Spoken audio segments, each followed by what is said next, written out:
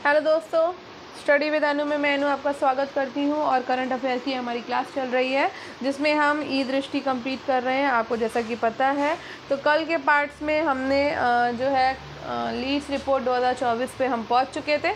तो आज हमें यहीं से स्टार्ट भी करना है। लीड 2024 की रिपोर्ट आज देखनी है। तो आपको पता ही है मैं बहुत बड़ा वीडियो नहीं करती हूँ, कोशिश यही रहती है 15-20 मिनट में वाइंड अप हो जाए ताकि आप बोर ना हो और थोड़ा थोड़ा पढ़ेंगे तो थोड़ा थोड़ा तैयार भी होता जाएगा। ठीक है, तो चलिए स्टार्ट करते हैं। और इसके साथ साथ मैं थोड़ी सी न्यूज़ दे देना चाहती हूँ, इन्फॉर्मेशन आपको। अगर ये आप फर्स्ट टाइम मेरा वीडियो देख रहे हैं तो अगर आपको पेट की प्रिपरेशन करनी है तो आप पेट के लिए भी करंट अफेयर्स को पढ़ सकते हैं और इसके साथ साथ आप LT ग्रेड के लिए भी पढ़ सकते हैं, RO और UPPCS के लिए भी। ये आपका करंट अफेयर तो हर चीज़ के लिए, हर एग्ज़ाम के लिए ज़रूरी है ही है।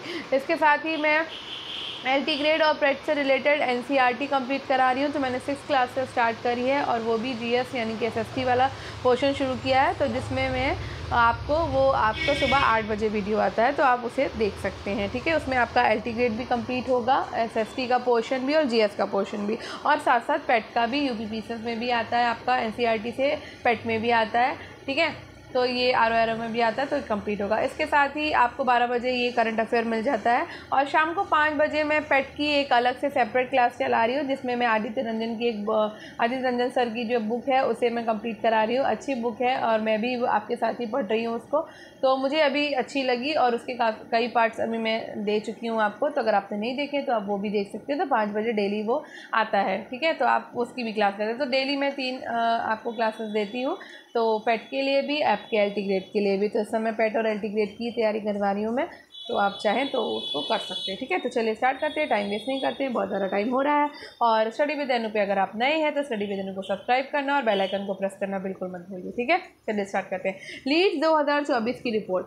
लीड्स 2024 यानी लीड्स का मतलब होता है logistic easy across different state. सर्वेक्षण केंद्रीय वाणिज्य एवं उद्योग मंत्रालय के उद्योग संवर्धन एवं आंतरिक व्यापार विभाग department of promotion of industries and internal trade द्वारा संचालित किया जाता है।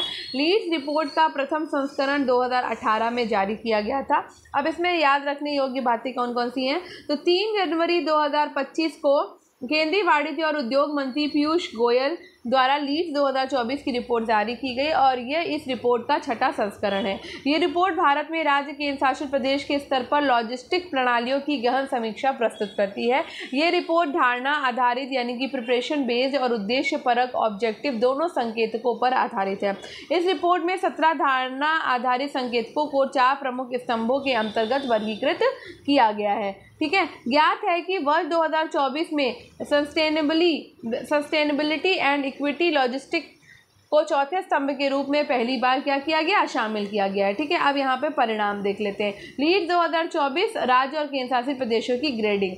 तो स्थलरुद्र राज्य में आपका अचीवर्स में है उत्तराखंड, हरियाणा, तेलंगाना और उत्तर प्रदेश। ठीक है, फास्ट मूवर्स में है मध्य प्रदेश, राजस्थान, पंजाब, बिहार और हिमाचल प्रदेश। एम्पायर्स में है छत्तीसगढ़ और झारखंड। ठीक है, अब तटीय राज्यों में हम देख लेते हैं। तो तटीय राज्यों में आपके अचीवर्स हैं महाराष्ट्र, उड़ीसा, गुजरात, कर्नाटक और तमिलनाडु। फास्ट मूवर्स हैं आपके गोवा और आंध्र प्रदेश। ठीक है, और एस्पायर्स हैं आपके पश्चिम और बंगाल और केरल आपके। ठीक है, अब आगे बढ़ते हैं।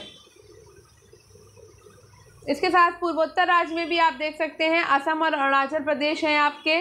ठीक है, अचीवर्स में सिक्किम, त्रिपुरा, मेघालय, मिजोरम और नागालैंड आपके फास्ट मूवर्स में है और मणिपुर भी है आपके। ठीक है, केंद्र शासित क्षेत्र में आपका चंडीगढ़ और दिल्ली आ जाता है, पुडुचेरी, दादरा नगर हवेली, दमन और दीव, लक्षद्वीप, जम्मू कश्मीर, और इधर आपके एम्पायर्स में अंडमान और निकोबार, लद्दाख। ठीक है, अब बात करते हैं त्रिपुरा भाषणी के साथ MOU पर हस्ताक्षर। तो स्थानीय भारतीय भाषाओं में ऑनलाइन सेवाओं तक पहुंच की बढ़ती मांग के दृष्टिगत केंद्रीय वित्त मंत्री निर्मला सीतारमण ने केंद्रीय बजट 2021-22 में राष्ट्रीय भाषा अनुवाद mission NLTM national language translation mission की घोषणा की थी। राष्ट्रीय भाषा अनुवाद मिशन की भाषणी मिशन को क्या नाम दिया गया, भाषणी नाम दिया गया। प्रधानमंत्री नरेंद्र मोदी के द्वारा भाषणी को 3 वर्ष की अवधि हेतु 4 जुलाई 2022 को लॉन्च किया गया था। डिजिटल इंडिया कॉरपोरेशन DIC के अधीन डिजिटल इंडिया भाषणी प्रभाग DIBD digital Indian Bhashini division Bhashini की गतिविधियों का प्रबंधन और संचालन कर रहा है। अब इसमें याद रखने योग्य बातें क्या हैं, तो 28 जनवरी 2025 को जारी एक प्रेस विज्ञप्ति के अनुसार त्रिपुरा सरकार ने डिजिटल इंडिया भाषणी प्रभाग के साथ एक समझौता ज्ञापन पर हस्ताक्षर किए। भाषणी के साथ समझौता ज्ञापन पर हस्ताक्षर करने वाला त्रिपुरा पूर्वोत्तर यानी कि नॉर्थ ईस्ट का आपका पहला राज्य बन गया है। ठीक है, साथ ही यह देश का 8वां ऐसा राज्य है जिसे भाषणी के साथ MOU पर हस्ताक्षर किए हैं। भाषणी भाषा इंटरफेस फॉर इंडिया भारत का AI संचालित भाषा अनुवाद मंच लैंग्वेज ट्रांसलेशन प्लेटफॉर्म है। अब बात करते हैं महाकुंभ में भाषणी। तो जनवरी फरवरी 2025 में प्रयागराज में आयोजित महाकुंभ में विभिन्न भाषाई पृष्ठभूमि से करोड़ों लोगों का आगमन हुआ। इस विविधता के बीच इस आयोजन में सभी प्रतिभागियों के लिए सहज संचार और पहुंच सुनिश्चित करने के लिए केंद्रीय इलेक्ट्रॉनिक और सूचना प्रौद्योगिकी मंत्रालय के द्वारा भाषणी का उपयोग किया गया। भाषणी ने अपनी उन्नत बहुभाषी के माध्यम से महाकुंभ के दौरान घोषणाओं, कार्यक्रमों की समय सारणी और सुरक्षा दिशा निर्देशों के 11 भारतीय भाषाओं में अनुवाद की सुविधा प्रदान की। ठीक है, अब बात करते हैं भारत वन स्थिति रिपोर्ट 2023 की। तो देहरादून स्थित भारतीय वन सर्वेक्षण फॉरेस्ट सर्वे ऑफ इंडिया द्वारा प्रत्येक 2 वर्ष पर सुदूर संवेदन रिमोट सेंसिंग आधारित उपग्रह चित्रण के माध्यम से देश में वनों और वृक्षों की स्थिति पर आधारित भारत वन स्थिति report ISFR Indian state of forest report जारी की जाती है। पहली भारत वन स्थिति रिपोर्ट 1987 में संदर्भ वर्ष 1981-83 में तैयार की गई थी और इस श्रृंखला की 18वीं भारत वन स्थिति रिपोर्ट 2023 21 दिसंबर 2024 को पर्यावरण वन एवं जलवायु परिवर्तन मंत्री भूपेंद्र यादव के द्वारा जारी की गई, जो कि अक्टूबर 2021 से दिसंबर 2021 के उपग्रह आंकड़ों पर आधारित थी। ठीक है, अब इसमें याद रखने योग्य बातें देख लेते हैं। तो ISFR 2023 के महत्वपूर्ण निष्कर्ष। ISFR 2023 के अनुसार देश में कुल वनावरण 71.53 मिलियन हेक्टेयर है। ये इंपॉर्टेंट है। ठीक है, जो देश के कुल भौगोलिक क्षेत्र का 21.76% है। इस रिपोर्ट के अनुसार देश में कुल वनावरण और वृक्षावरण 82.74 मिलियन हेक्टेयर है, जो कि देश के कुल भौगोलिक क्षेत्र का 25.17% है। उल्लेखनीय है कि राष्ट्रीय वन नीति 1988 के अनुसार देश के 1/3 अथवा 33.33% क्षेत्र में, पहाड़ी क्षेत्रों में 2/3 अथवा 66.67% क्षेत्र में वन अथवा वृक्षावरण होना आवश्यक है। ISFR 2021 की तुलना में ISFR 2023 में राष्ट्रीय स्तर पर 156.41 वर्ग किलोमीटर के वनावरण की वृद्धि हुई है। ISFR 2023 के अनुसार देश में कुल वृक्षावरण 11.20 मिलियन हेक्टेयर है, जो देश के कुल भौगोलिक क्षेत्र का 3.41% है। ISFR 2021 की तुलना में ISFR 2023 में पहाड़ी जिलों में वनावरण में 234.14 वर्ग किलोमीटर की वृद्धि दर्ज की गई। उत्तर पूर्वी राज्यों में, जो देश के कुल वनावरण में लगभग 1/4 का योगदान करते हैं, विगत आकलन की तुलना में 327.30 वर्ग किलोमीटर के वनावरण की कमी दर्ज की गई है। ISFR 2021 की तुलना में ISFR 2023 में देश में मैंग्रोव आवरण में 7.43 वर्ग किलोमीटर की कमी हुई। भारतीय वनों एवं वनों के बाहर के वृक्षों का विद्यमान स्टॉक 6429.64 मिलियन घन मीटर आकलित किया गया है। ISFR 2023 में 17 राज्य संघ क्षेत्रीय में उनके भौगोलिक क्षेत्र का 33% से अधिक भाग वनाच्छादित है, जबकि इसमें से 8 राज्य एवं संघ शासित क्षेत्र ऐसे हैं जिनके भौगोलिक क्षेत्र का 70% से अधिक भूभाग वनाच्छादित है। वर्तमान आकलन के अनुसार 19 राज्यों संघीय क्षेत्रों में 63% से अधिक भौगोलिक क्षेत्र वनावरण और वृक्षावरण के अंतर्गत शामिल है। ISFR 2023 के अनुसार देश में झाड़ियों का क्षेत्रफल 43,622.64 वर्ग किलोमीटर है, जो कुल भौगोलिक क्षेत्र का 1.33% है। ठीक है, ISFR 2023 के अनुसार देश के पहाड़ी जिलों में कुल वनावरण जो है वो आपका 2,43,707,320 वर्ग किलोमीटर है, के संशोधित आकलन की तुलना में 234.14 वर्ग किलोमीटर अधिक है, जो कि इन जिलों के भौगोलिक क्षेत्रफल का 40.26% है। उत्तर पूर्वी राज्यों में वनावरण तो देश के पूर्वोत्तर भाग के 8 राज्यों नमताक, अरुणाचल प्रदेश, असम, मणिपुर, मेघालय, मिजोरम, नागालैंड, सिक्किम, त्रिपुरा में देश के कुल भौगोलिक क्षेत्र का मात्र 7.98% भूभाग है, जबकि इनमें देश के कुल वनावरण का लगभग 1/4 भाग जो है वो स्थित है। ठीक है, ISFR 2023 के अनुसार इन राज्यों में कुल वनावरण और वृक्षावरण जो है वो आपका 1,74,394.70 वर्ग किलोमीटर है, जो कि 2021 की तुलना में 327.30 वर्ग किलोमीटर कम है, जो कि इनके कुल भौगोलिक क्षेत्र का 66.52% है। ठीक है, आगे देखते हैं। राज्यों में क्षेत्रफल की दृष्टि से सर्वाधिक अभिलिखित वन क्षेत्र क्रमशः मध्य प्रदेश, महाराष्ट्र, उड़ीसा, छत्तीसगढ़, अरुणाचल प्रदेश में, जबकि न्यूनतम क्रमशः गोवा, हरियाणा, पंजाब, सिक्किम और त्रिपुरा में है।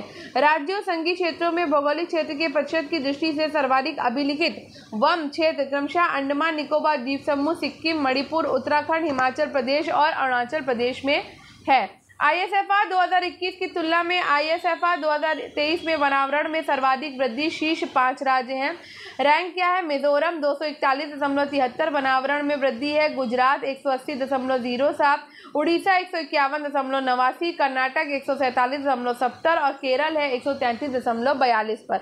ISFR 2021 की तुलना में ISFR 2023 में वनावरण में सर्वाधिक कमी अंतिम 5 राज्य, तो मध्य प्रदेश में 371.54 की कमी आई है, आंध्र प्रदेश में 138.66 की कमी आई, तेलंगाना में 100.42 की कमी आई है, त्रिपुरा में 95.31 की कमी आई है और अरुणाचल प्रदेश में 91.17 वर्ग किलोमीटर वनावरण में कमी आई है। ठीक है, ISFR 2023 क्षेत्रफल की दृष्टि से सर्वाधिक वनावरण वाले 5 राज्य, तो मध्य प्रदेश में सर्वाधिक है आपका 77,073.44 वर्ग किलोमीटर है, अरुणाचल प्रदेश में आपका 65,881 वनावरण है। ठीक है, 57 और छत्तीसगढ़ में 55,811.75 है, उड़ीसा में 52,433.56 है, महाराष्ट्र में 50,858.53 है। ISFR 2023 सर्वाधिक वनावरण प्रतिशतता वाला 5 राज्य है, मिजोरम, अरुणाचल प्रदेश, मेघालय, मणिपुर और नागालैंड। मिजोरम में 85.34 है, अरुणाचल प्रदेश में 78.67 है, मेघालय में 75.65 है, मणिपुर में 74.28 है, नागालैंड में 73.72 भौगोलिक क्षेत्र का प्रतिशत है इसमें। ठीक है, अब क्षेत्रफल की दृष्टि से सर्वाधिक वृक्षावरण वाले 3 राज्य हैं, तो महाराष्ट्र आपका 14,524.28 वृक्षावरण है, राजस्थान में 10,841.12 है, उत्तर प्रदेश में 8,950.92 है। सर्वाधिक वृक्षावरण प्रतिशतता वाले राज्य 2023 में 3 राज्य हैं, केरल, गोवा, छत्तीसगढ़। केरल में 7.48 भौगोलिक क्षेत्र का प्रतिशत है, गोवा में 6.96% है, छत्तीसगढ़ में 4.84% है। ठीक है, ISFR 2023 में कुल वृक्षावरण और वनावरण क्षेत्र की दृष्टि से सर्वाधिक क्षेत्रफल वाले 3 राज्य, तो वो है मध्य प्रदेश, अरुणाचल प्रदेश और महाराष्ट्र। ठीक है, तो कुल वनावरण और वृक्षावरण है आपका मध्य प्रदेश में 85,723.58, अरुणाचल प्रदेश में है 67,083.20, महाराष्ट्र में है 65,383.41। सर्वाधिक वनावरण एवं वृक्षावरण प्रतिशतता वाले 3 राज्य हैं, मिजोरम, अरुणाचल प्रदेश और मेघालय। मिजोरम में 88.3 है, अरुणाचल प्रदेश में 80.11 है, मेघालय में 78.86 है।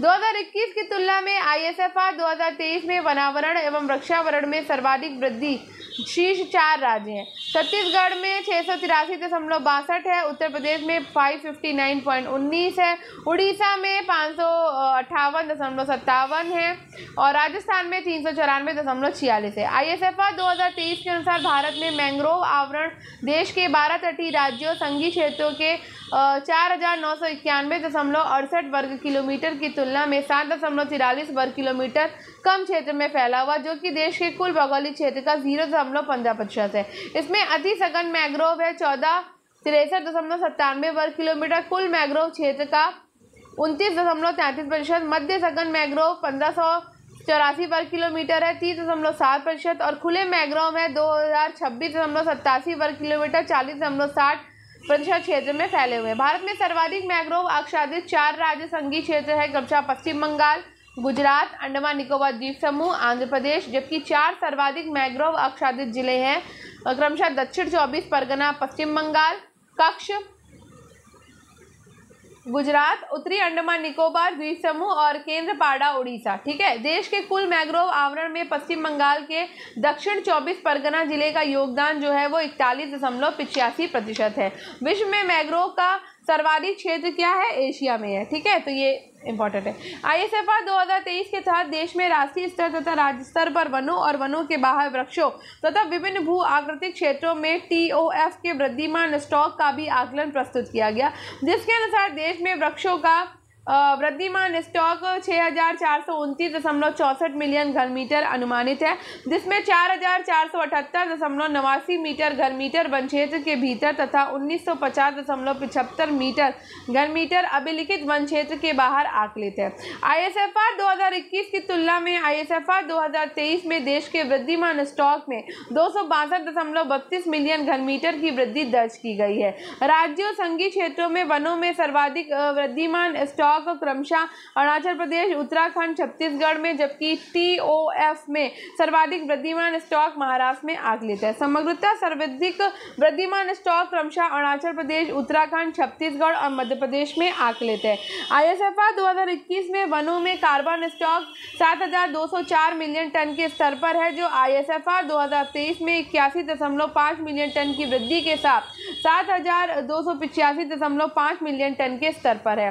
राज्यों के संदर्भ में अरुणाचल प्रदेश में सर्वाधिक कार्बन स्टॉक 1,021 मिलियन टन विद्यमान है और इस दृष्टि से मध्य प्रदेश 608 मिलियन टन दूसरे तथा छत्तीसगढ़ 505 मिलियन टन तीसरे स्थान पर है। ISFR 2023 में उत्तर प्रदेश की स्थिति, तो ISFR 2023 के अनुसार उत्तर प्रदेश में अभिलिखित वन क्षेत्र 17,435 वर्ग किलोमीटर है, जो इसके भौगोलिक क्षेत्र का 7.24% है तथा भारत के कुल वन क्षेत्र का 2.25% है। अभिलिखित वनों में 66.37%, आरक्षित वन 1.89%, संरक्षित वन और 31.74% अवर्गीकृत वन है। अक्टूबर 2021 से दिसंबर 2021 के दौरान के उपग्रह आंकड़ों के विश्लेषण के आधार पर उत्तर प्रदेश में कुल वनावरण 15,045.80 वर्ग किलोमीटर है, जो राज्य के कुल भौगोलिक क्षेत्र का 6.24% है।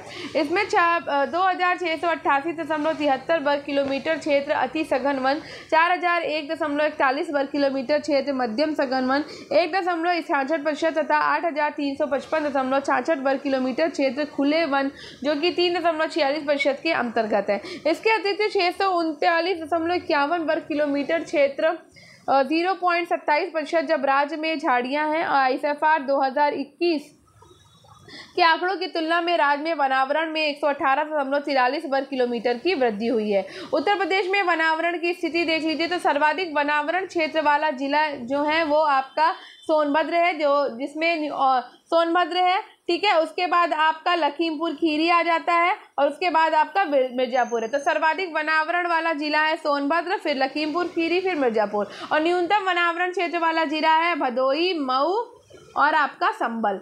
ठीक है, आगे बढ़ते हैं और सर्वाधिक वनावरण प्रतिशत वाले जिले देख लेते हैं। तो प्रतिशत वाले जिला भी आपका सोनभद्र है, फिर उसके बाद चंदौली है, फिर श्रावस्ती है, और न्यूनतम वनावरण प्रतिशत वाला जिला है संभल, भदोही और मैनपुरी। ठीक है, उत्तर प्रदेश में कुल वृक्षावरण 8,950.92 वर्ग किलोमीटर है, जो राज्य के कुल भौगोलिक क्षेत्र का कितना है? 3.72% है। इस प्रकार राज्य में कुल वनावरण और वृक्षावरण है 23,996.72 वर्ग किलोमीटर, जो कि राज्य के कुल भौगोलिक क्षेत्र का 9.96% है। अब तमिलनाडु में लौ युग की शुरुआत की पुष्टि जो है हम अपने नेक्स्ट वीडियो में करेंगे। तो आई होप आपको आज का ये वीडियो पसंद आया होगा। थोड़ा सा बड़ा हो गया है 15 मिनट से ऊपर, क्योंकि ये वाला जो वृक्षावरण वाला टॉपिक था वो थोड़ा सा बड़ा था। तो अगर आपको आज का वीडियो पसंद आया तो वीडियो को लाइक करिए, शेयर करिए और चैनल को सब्सक्राइब करना बिल्कुल मत भूलिएगा। बेल आइकन को प्रेस करिएगा और शेयर करिए और स्टडी विद एनू के साथ कनेक्टेड रहिए। स्टडी विद एनू मेरा नाम याद रखिए, सब्सक्राइब करिए, दूसरों के साथ शेयर करिए, कनेक्टेड रहिए। Thank you. मिलते हैं अपने कल अपनी इसी सीरीज़ में कल। ठीक है, धन्यवाद। आपका दिन शुभ हो।